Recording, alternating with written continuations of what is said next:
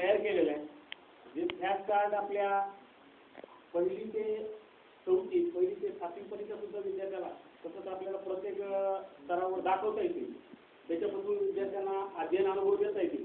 तर पहिल्यांदा flash card तयार केलेले आहेत. कुणीही असे जर कार्ड पाहिले तर हे कार्ड बाजारामध्ये रेडीमेडही मिळतात. परंतु आम्ही काय केलेलं आहे की आमच्याकडे जे टाकाऊ वस्तू आहे त्या टाकाऊ वस्तूपासून हे तयार केलेले कार्ड आहे. हे चित्र कुठंतरी आमच्याकडे पडलेलं चित्र होतं. हे पाठीमागं कपट लावलेलं आहे आणि वर आम्ही फक्त पांढरा कागद हा व्यवस्थित लावलेला आहे.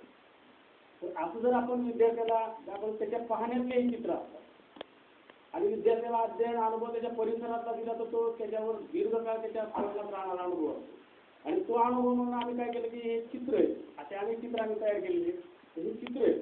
या चित्रातून त्या विद्यार्थ्याला बरोबर या पक्षाचं नाव सांगता येईल. मराठीच्या गुरुजींनी तर शिकवलेलं असते किंवा एक क ते पर्यंत अक्षरं शिकवलेले, काना मात्रा शिकवलेले, पक्षाचं नाव लिहि म्हणलं तर त्याला नुसतं पक्षी दाखवलं तर तो त्याचं नाव लिहू शकतो.